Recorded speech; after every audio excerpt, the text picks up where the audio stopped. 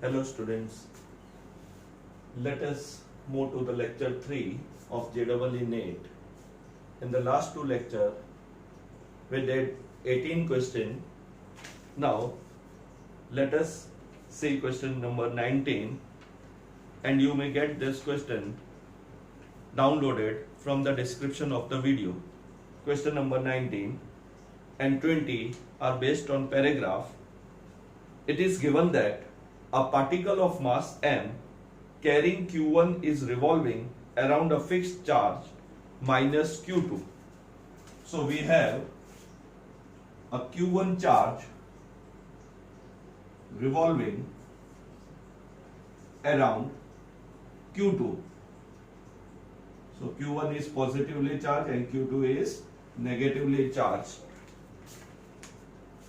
in a circular path of the radius r.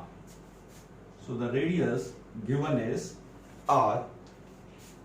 Calculate its speed, and the second part is the period of revolution. So you have to find out the periodic time as well as the speed of the particle. We know that all the particles revolve when any particles revolve around any other body, there is a centripetal force which is acting towards the center. So we have a centripetal force acting on Q1 due to Q2 towards the center. Now there is an electric force of attraction also. The magnitude of electric force of attraction is K Q1 Q2 upon R square. That is, therefore Fe is equal to 1 upon 4 pi epsilon naught Q1 Q2 upon R square. Now this is the magnitude of electric force. Now when any body is revolving, this centripetal force is provided by the electric force. So mv square upon R, that is the centripetal force, the necessary centripetal force is provided by the electric force. So 1 upon 4 pi epsilon naught Q1 Q2 upon R square. And therefore directly we can find out the speed is equal to under root Q1 Q2 R get cancelled upon 4 pi epsilon naught Rm. So this is the speed of the particle which is moving around Q2. So that we have option number A. Now in the second part, we have to find out in question 20, which is based on the same paragraph, calculate the period of revolution, periodic time. Periodic time means the time taken to complete the one revolution or one rotation or one oscillation or one vibration. Here Q1 is revolving around Q2. So we have to find out its periodic time. Now we know the relation between the angular frequency and the speed. So we know V is equal to R omega, and therefore V is equal to R 2 pi by capital T. That is the formula for the angular frequency, that is 2 pi upon T. So T is equal to 2 pi R upon V. Therefore T is equal to 2 pi R upon, we substitute the value of V obtained from question number 19, that is under root Q1 Q2 under root 4 pi epsilon Rm. Now depending on the option, we have to rearrange this term. So all the pi epsilon in the options are within the bracket. So therefore T is equal to this 4 square root 2, it becomes 4. Other quantities are taken inside, so pi square, so pi cube R square R cube epsilon naught m upon, this is in the under root Q1 by Q2. So periodic time is given by the Option number C. So this is question number 19 and 20 based on paragraph. Now question number 21. A particle of mass m and the charge q is located midway between the two fixed charged particles, each having charge q and a distance 2l apart. So we have two charges, plus q, and then another plus q charge is located at its center. The distance is 2l. It is given that if you displace this charge along the line connecting them and released, then it will perform a simple harmonic motion, and if it performs a simple harmonic motion, we have to find its periodic time. Now we know that in a simple harmonic motion, the restoring force is always directed opposite to the displacement. That is, F should be proportional to minus x, where x is a small displacement. Now see the condition. If I name this force as 1, this charge as 1 and this charge as 2, all the three charges have a same magnitude. Now for this, the force is say F1, the distance is L. So we have kq square upon L square. Similarly, the force acting on this q at the midpoint due to charge 2 is also in the opposite direction. So in this situation, the resultant force comes out to be 0. So the situation is equilibrium. The charge is in equilibrium. Now we have to displace it by a small distance x. Now let us consider that this charge is displaced by a small distance, say x. Now it is brought here. So the magnitude or the new force is say F1 dash, repulsion due to this, and due to this, the repulsion in this side, that is say F2 dash. Both are in the opposite direction. So if it is displaced, this distance become L plus x. So earlier the distance was L. This distance is now reduced to L minus x. So F1 dash is equal to k q square upon L plus x whole square, and F2 dash is equal to kq square upon L minus x whole square. Now we find out the resultant. Both are in the opposite direction. Therefore, F1 dash minus F2 dash is given by, so we take this along the x-axis, this along the negative x-axis. So we have kq square as a common, 1 upon L plus x whole square minus 1 upon L minus x whole square.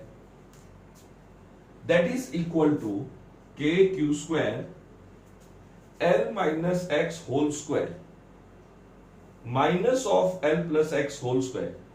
So when you open this term, here the term will be minus 2xl, and here the term is plus 2xl, but we have a minus sign.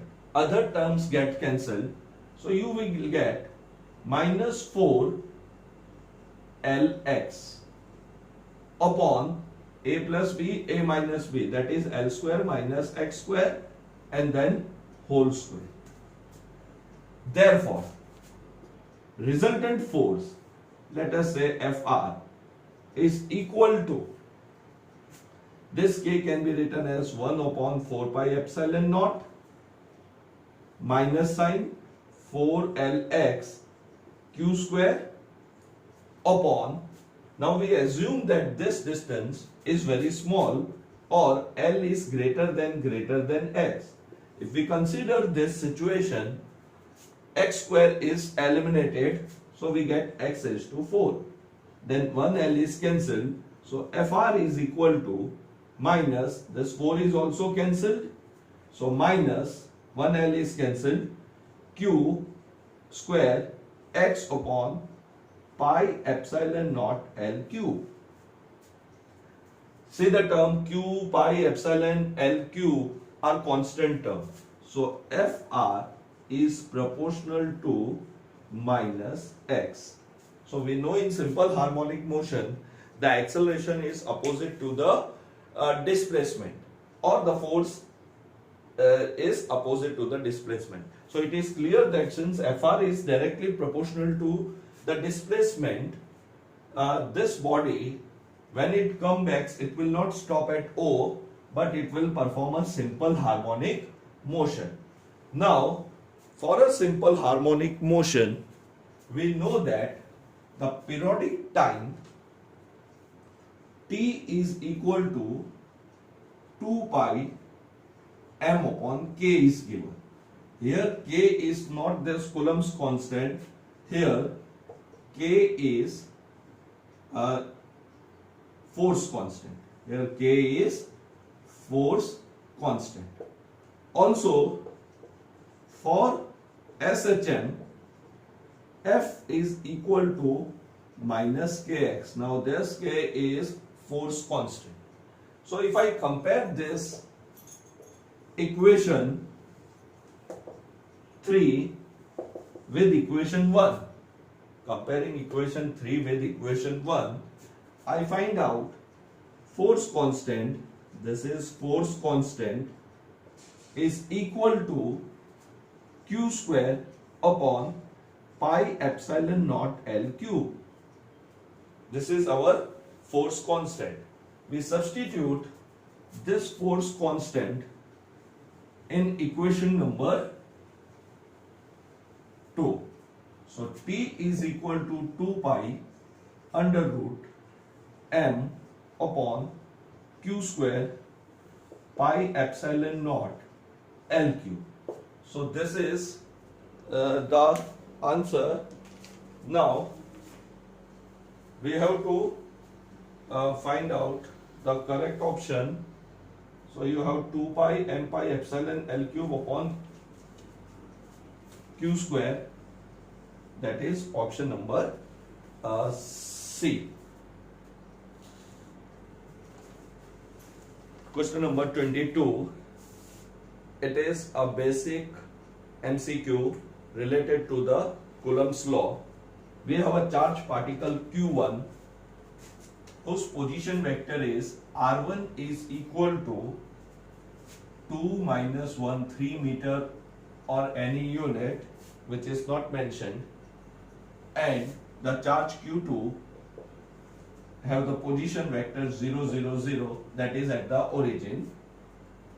You have to find out the electrostatic force on the charged particle Q2. So we have to find out the force on 2 due to 1.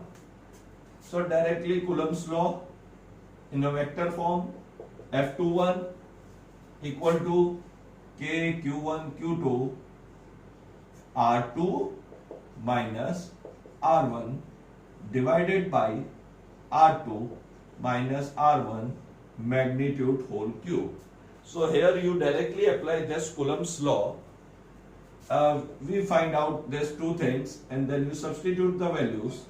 Now R2 minus R1 is equal to 0 minus 2, that is minus 2, 0 minus of minus 1, that is 1, 0 minus 3, that is minus 3 meter. Its magnitude which is required.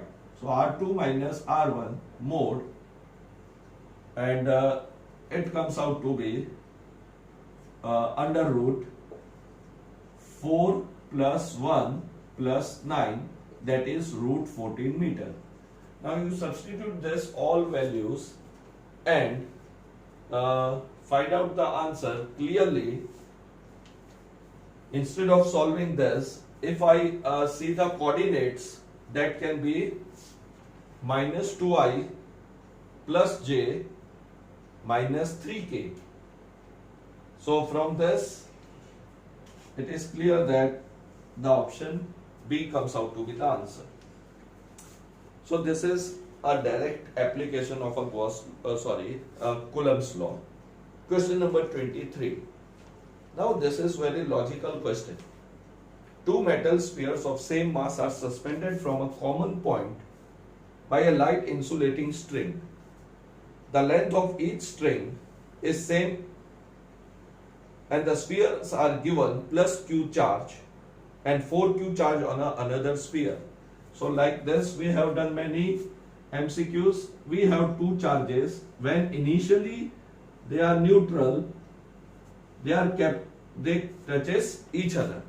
Now it is given that on one sphere you give plus q charge and on another sphere we give 4q charge, that is 4 times the first charge.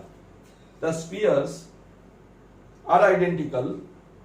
Now which of the following diagram best shows the resulting position of the sphere? So 4 diagrams are given. The first diagram, it is clear that there will be a force of repulsion between these two spheres. So the first position given is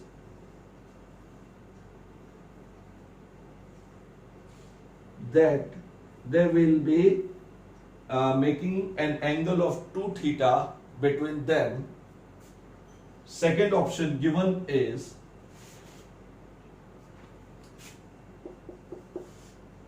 that charge q will remain, or the sphere A will remain at its same position and 4q will be repelled away, that is by an angle theta. Third option given is opposite, that 4q will stay at its position and q will be repelled away. And D portion is given that the situation will be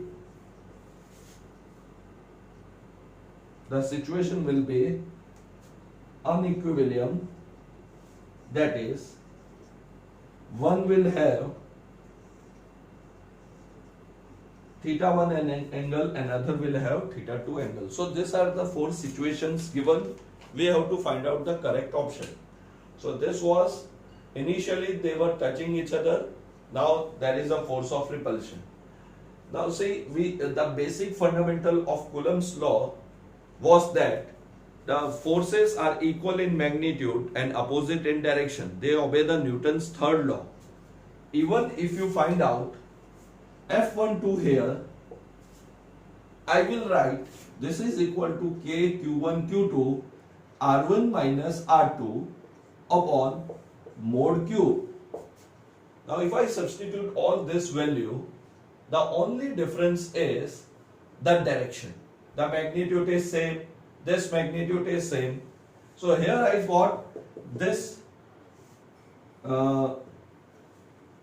coordinates. So here I will write R1 minus R2. So it comes out to be 2 minus 1, 3 meter. That is the opposite direction. And we know that F12 magnitude is equal to F21. Now same thing is applicable here. One is plus q charge, one is 4q charge. So they will exert equal and opposite force to each other. So the quantity of charge does not matter because both the spheres are identical. And there will be a equal interaction between them. So saying that q will remain at rest or 4q will remain at rest or unequal angle is there, it will be wrong. It should be clear that they exert equal and opposite force, electric force, Fe, and therefore the correct option comes out to be A. Simply we can say both the spheres obey Coulomb's law and Coulomb's law obey Newton's third law. Action and reaction are equal in magnitude and opposite in direction. Question number 24. Four charges are placed each at a distance a from the origin. So this is the arrangement of the four charge. The dipole moment of the configuration is. Now we have to find out the dipole moment of this configuration. Now we know that dipole is a system of two equal and opposite charge separated by a finite distance. And the direction of the dipole moment is from negative charge to positive charge. Now it is not so easy to find out the dipole moment of the configuration unless and until we form a system. Now if you observe this system, we have to make a dipoles. Now this 3q charge can be written as plus 2q and 1 can be plus q. So total comes out to be 3q. This plus 2q and this minus q2, that will form one dipole. So we have this dipole from minus 2q to plus q of this. So we assume that this plus 3q is made up of two charges plus 2q and q. So we have one dipole moment. Say this is P1 vector. Then this plus q and this minus 2q and plus q. So this minus 2q is assumed to be made up of minus q minus q. So again there will be one dipole in this direction. Say it is P2, minus charge 2 plus charge of this, and minus q and plus q. So one is this dipole P3. So from this system we make three dipoles. They are at an equal distance from the origin. So this is A, and A. Clearly I have to find out the coordinates. So if I draw the P1,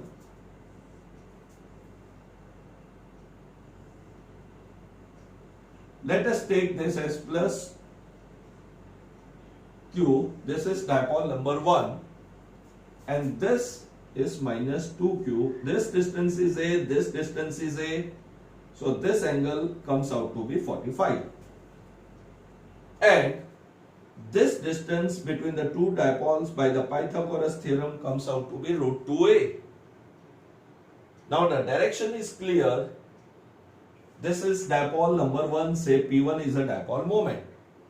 So I have to make its component. So drawing the Cartesian coordinate system.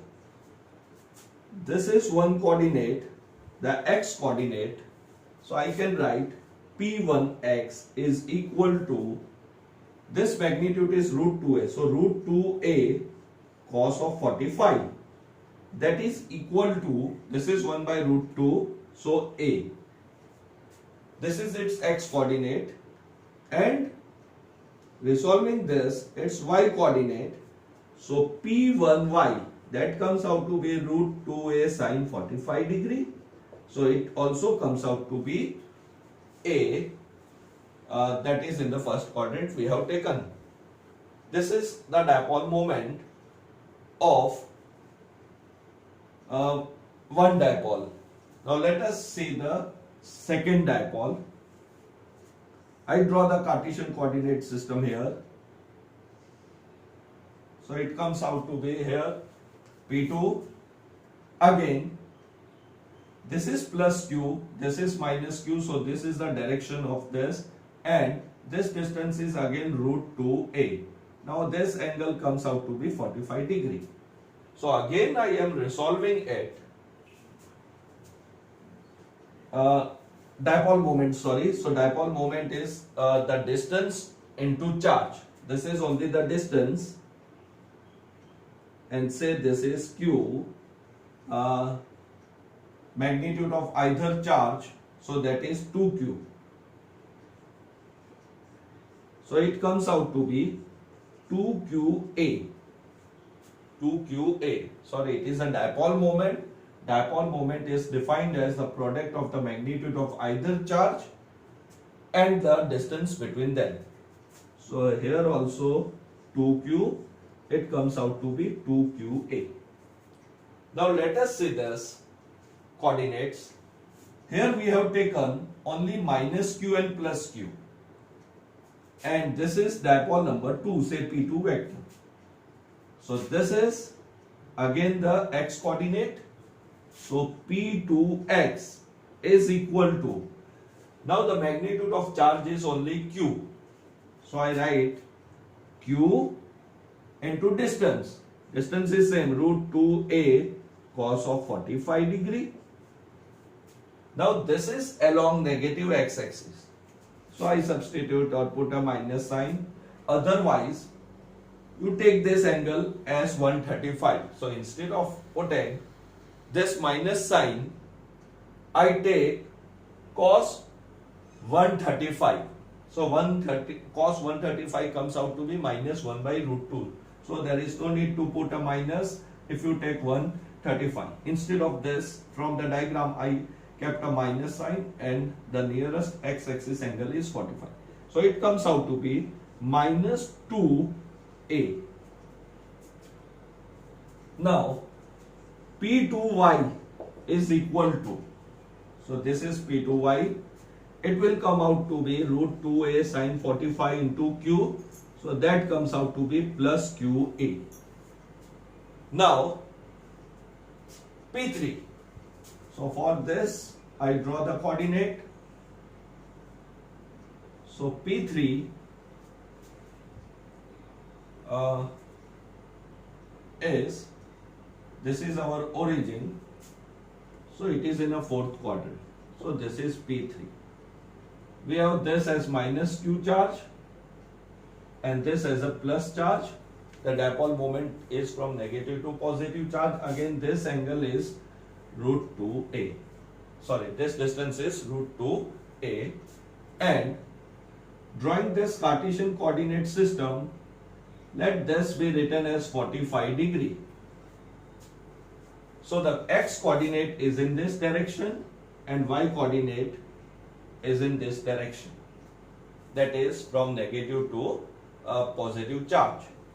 So P3x is equal to, again the magnitude of charge is q. So q root 2a cos 45. Now see that it is the negative x-axis. So I put a minus sign. It comes out to be minus qa.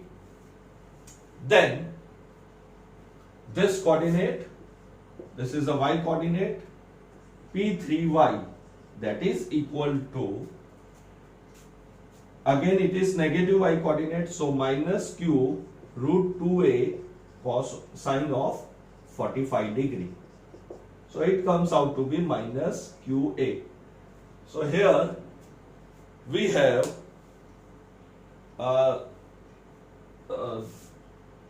the x and the y coordinates of P1, P2 and P3. Now you have to find out the total. So summation of all the x components. So x component P1x, that is 2qa. Then minus qa and minus qa. So it comes out to be 0. It comes out to be 0. And summation of a py term, summation of the py term. So summation of py term, that is 2qa, 2y is plus qa. Now both are in the y axis. This is your second dipole, first dipole, minus qa. So this qa is cancelled. So the total dipole moment of the system is, x coordinate is 0. So we have only y coordinate. So 2qa, and because we have kept a vector sign, the direction comes out to be the y coordinate, that is j. So this is how we find out the dipoles of the conjugations. This is the dipole moment of all the conjugation or a system given to us. So you see this, how the coordinates are made, and then you have to do the summation of x and y coordinate, that is resolution of the vector is done here. Question number 25.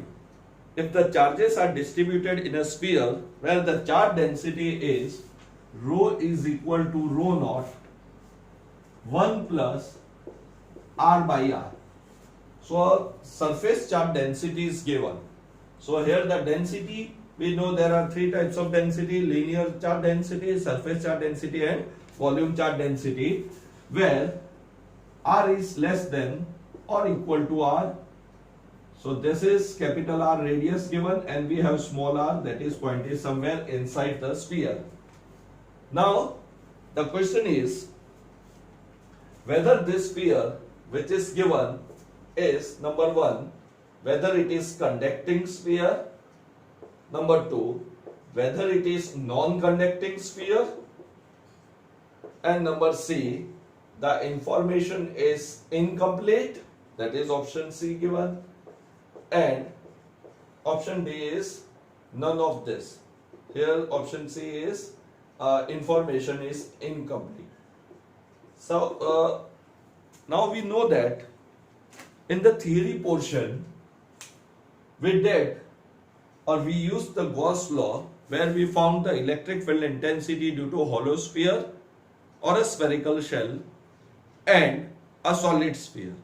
Now if you remember, we have written a note that the hollow sphere or a spherical shell is identical to the conducting sphere. Again I am repeating the spherical shell formula. If you remember, the electric field intensity was 0 when R was less than R. When point was outside, it was KQ upon R square, R greater than R, and E was equal, KQ upon small r square, and when it was on the surface, this was the case. This was a spherical shell. Spherical shell and the conducting sphere have a same property. Charges are always uniformly distributed. So if it is a conducting sphere, charge stay on the surface. So this is the formula for spherical shell and the sphere which is conducting. And when we talk about a solid sphere and we find out the intensity which was same for outside on the surface, it is KQ upon R square. It was same, but inside it was not 0. That was E was proportional to small r.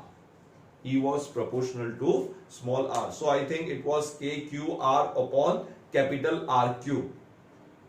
So it is clear that the given sphere, because surface charge density is given, and if the surface charge density is given, it means it is non-conducting sphere.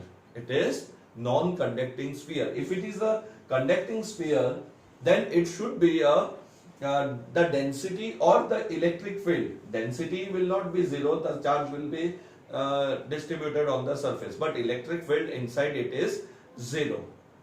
So for a conducting, non-conducting sphere, from the density we can determine whether it is a non-conducting sphere or it is a conducting sphere. So that was our application of the Gauss law, and now we complete this level 1 of chapter number 1. In the coming lecture we will start level 2 numericals, which will be a little bit difficult as compared to this level 1. Level 1 was a direct application of all the basic things we have done. Have a good day.